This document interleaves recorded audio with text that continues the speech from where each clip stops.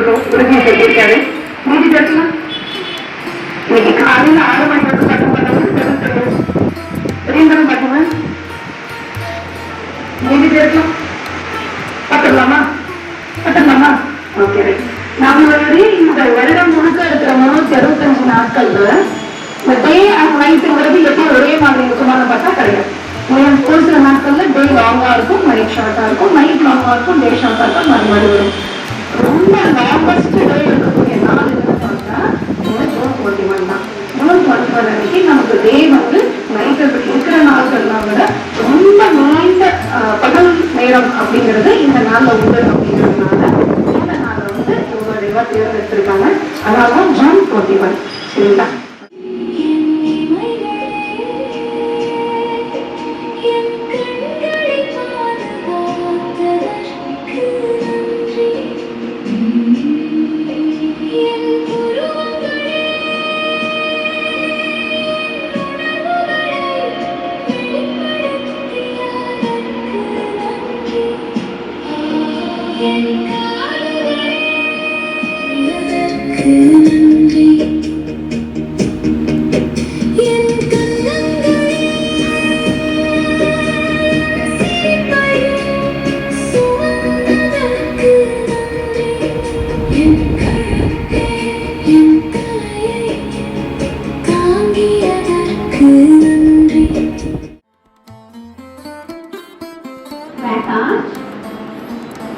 Back bend பண்ணிக்கலாம். And extend forward. மெதுவா ஒரு கால் பின்னாடி, one leg back. Slowly bring the back, both legs. Mountain. Chicken extension lock. Ashtanga Namaskaram. Bhujangasanam. Extend mountain again. Slowly bring the one leg straight. And slowly bring the both legs up. And inhale, come up, back arm, and turn up. Okay. This is Surya Namaskaram. நம்ம concentrate, நம்ம மைண்ட்ல concentrate பண்ணிக்கிறதுக்காக. ஓகேவா? அப்ரிக்ஸ் ஆகணும். One leg. ஒரு கால் எடுத்துக்கோங்க. எடுத்து நல்லா இந்த டைம் வந்து பிளேஸ் பண்ணிட்டு கையில நமஸ்காரம். ஸ்ட்ரெயிட்டா ஒன் பாயிண்ட ஃபோக்கஸ் பண்ணிக்கோங்க. கண் பார்வை நேரா இருக்கணும். Focus on one point.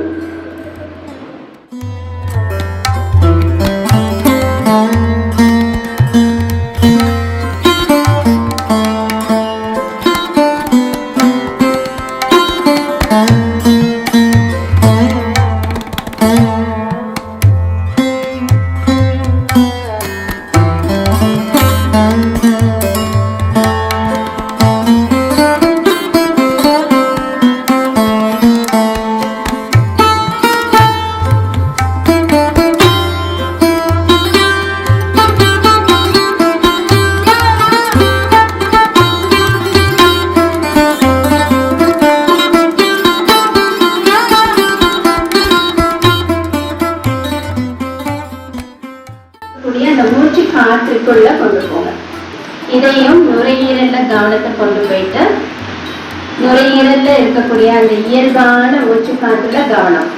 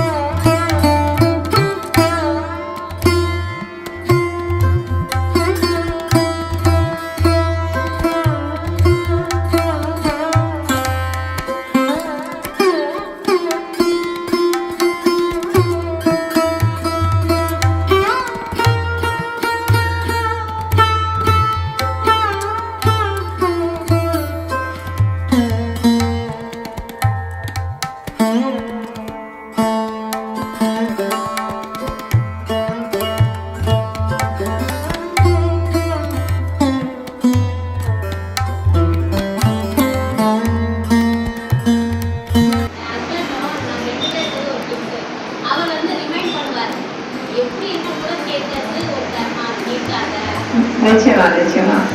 So அது வந்து நம்ம எதிர்பார்க்கிறோம்ல, நம்ம செஞ்சது நல்லா இருக்குன்னு சொல்றாங்களா, நல்லா இருக்கிறத கேட்டாலும் சரி, நல்லா இல்லைன்னு சொல்லி நான் திருத்திக்கிறேன்னா சரி, எல்லாமே நான் பண்ணது மேல ஒரு அட்டாச்மெண்ட் தான். எதுவுமே வேணாம், நான் செய்ய வேண்டிய கடமை செஞ்சுட்டேன், சாப்பிடுங்க, அவ்வளவுதான். ஸோ அதனால எது பண்ணாலுமே நம்ம சன்னியாச நிலையில அந்த ஒரு ஐயாவோட வகுப்பு நம்மளுக்கு எதை கொண்டு போகுது அப்படின்னா அந்த சன்னியாச நிலையை நோக்கிதான் நம்மளை கொண்டு போயிட்டு இருக்கு. அதுதான் ஞான யோகமுக்கு ரொம்ப ரொம்ப ரொம்ப முக்கியத்துவம் கொடுக்கணும். குழந்தையிலிருந்தே அதை நம்ம வந்து குருஜியோட ஆத்ம ஞான வித்யாபீடத்துல கிட்ஸ் நர்சரி விழிப்புணர்வு கொடுத்து அதுக்கு ஒரு மாதிரி ஒரு பேட்டர்ல கொடுக்கறது, பெரியவங்களுக்கு ஒரு பேட்டர்ல கொடுக்கறது, வயசானவங்களுக்கு தியானம் அப்படின்ற முறையில கொடுக்கறது, இப்படி எல்லா வகையிலையும் நம்ம வந்து எல்லா விதமான மக்களுக்கும் தேவையானது. அவங்க லட்சியம் வந்து அந்த கடைசியா அந்த சமாதி நிலையை அடையணும், சன்னியாச நிலையை அடையணும். அதுக்கான பயிற்சிகள் தான் எல்லாமே. ஆனா அது வெறும் பயிற்சியா இப்ப நான் சொன்ன பயிற்சியை மட்டும் பண்ணா எல்லாருமே இந்த பயிற்சி பண்றாங்க, தியானம் பண்றாங்க, ஆசனா பண்றாங்க, அது தெரிஞ்சு பண்றது இல்லை. ஞானத்துல ஸ்ரவணம் பண்ணணும். ஐயா சொல்ற வகுப்புகளை கேட்டுக்கிட்டே இருக்கணும். திரும்ப திரும்ப நாங்களாம் அன்னிலிருந்து இன்னி வரைக்கும் கேட்டுட்டே இருக்கும். ஆனாலும் ப்ராசஸ் தானே இருக்கும். உடனே யாரும் சன்னியாசி ஆகல. ஸோ சிரவணம் பண்ணிக்கிட்டே இருக்கணும். அதை திருப்பி திருப்பி திருப்பி மனனம் பண்ணிக்கிட்டே இருக்கணும். அதை மனனம் பண்ணி அதுலயே நிலைச்சு நிற்க பழகணும். அப்போ அந்த ஞான யோகம் அங்கதான் வந்து வேலை செய்யுது. அப்போ குழந்தைலேருந்து அந்த ஞான யோகத்தை குருஜியோட வகுப்பை இன்னும் நிறைய பேருக்கு நம்ம ஸ்ப்ரெட் பண்ணணும், நிறைய பேருக்கு கொடுக்கணும். கிட்ஸ் நாளையோட வகுப்பு அன்னைக்கு வந்து அதே குழந்தைங்களோட ஸ்ட்ரென்த் தான் இன்னைக்கும் இருக்கு. இதுல சந்தோஷம் என்னன்னா அந்த குழந்தைங்களோட ஸ்ட்ரென்த் அப்படியே இருக்கு அப்படிங்கிறது தான். நீங்க கன்சிஸ்டன்சி இருக்கு. அதுக்கு அந்த பேரண்ட்ஸ்க்கு பாராட்டுகளை தெரிவிச்சுக்கலாம். கிட்ஸ் நாளையோட வகுப்பு இருக்கட்டும், ரிஷிகாவா இருக்கட்டும், ஆசிரியர் மட்டும் கொஞ்சம் வெஸ்ட் பண்ணிட்டோம், மறுபடியும் கண்டினியூ பண்ணணும். சரியா? ஓகேவா? கண்மணி கொஞ்சம் அப்பப்போ எட்டி பாக்குறீங்க, ஃபுல்லா வரணும். ஓகேவா? எல்லாமே வந்து ஃபாலோ பண்ணிக்கோங்க. ஐயாவோட வகுப்பு ஒரு தடவை வந்து முடிச்சிட வகுப்பு கிடையாது. இது என்னைக்குமே வாழ்க்கை ஃபுல்லா நமக்கு தேவையான ஒரு படிப்பு. அதை கேட்டுக்கிட்டே இருக்கணும். அப்பதான் அந்த கடைசி நிலையான சன்னியாச நிலையில நம்ம வந்து அந்த பற்று இல்லாத ஒரு நிலையை நம்ம அடைய முடியும். என்னதான் நம்ம பேசினாலும் கேட்டாலும் அந்த பற்றுன்றது நம்மள விடுறது கிடையாது. அப்ப அந்த பற்ற விடுறதுக்கு நமக்கு எப்பவுமே அந்த ஸ்ரவணம், மனனம், நிதித்தியாசனம் வந்துட்டே இருக்கும். கூடவே இந்த யோக பயிற்சிகள் செஞ்சுட்டே இருக்கும். கடைசியா நம்ம இப்போ சும்மா அது தியானம் பண்ணி முடிச்சுதான் ஜஸ்ட் கொஞ்ச நேரம் மட்டும்தான்.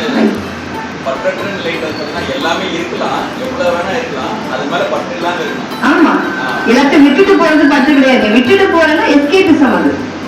அது பண்ணக்கூடாது. இருந்த இடத்துலயே இருந்து நான் இனி என்னை சுத்தி எது நடந்தாலுமே அதுல நான் பாதிக்கப்படாம இருக்கிறது தான். வேற ஒண்ணும் இல்ல. பற்று இல்லாம இருக்கிறேன் அப்படின்னா அப்படியே நான் வீட்டுல பேச மாட்டேன், நான் சாப்பிட மாட்டேன் அப்படிலாம் கிடையாது.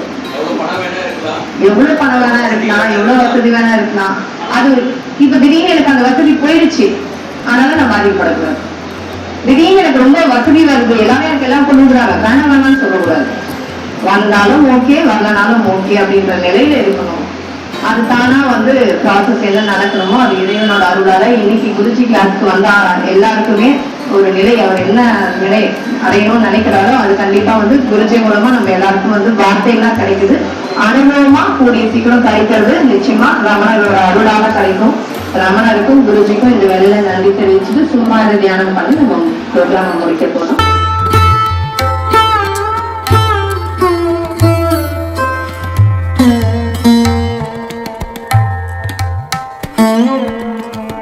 Oh